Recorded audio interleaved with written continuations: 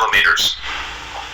So this micrometer right here, this measurement is 5.87 millimeters. How are we getting that number? The number that you see up here, 0, 1, 2, 3, 4, 5, we don't see a 6. So 5 is the last number that we see. That is going to be the number that shows up to the left of your decimal. This represents whole millimeters, So we have 5. And now the next number that we're going to add in here, this number right here is going to come as to whether we see a line down here or not. Notice after the 5 we see another mark. That represents half a millimeter. Half a millimeter, you write that as 0.5.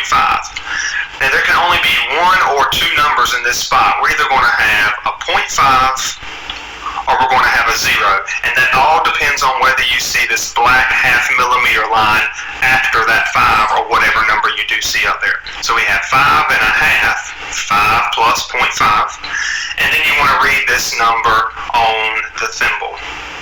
So notice now here for millimeters, it's not going to be 25 divisions, it's going to be 50 divisions. And notice the line that lines up right here, we got 35, 36, 37. And that is measured in hundredths of a millimeter. All these little marks here represents hundredths of a millimeter. So therefore we said 35, 36, 37, so how about we take 37 and you can multiply it by 100th, which is 0.01. Now, the more you do these, the more you'll probably realize that whatever this number is, in this case 37, we just put a decimal in right 37, because if you take 37 times 0.01, you get 0.37. And you want to add these three numbers up. 5 plus 0.5 plus 0.37, and what you'll end up with is 5.87 millimeters. And there's your answer. Notice it matches that right there.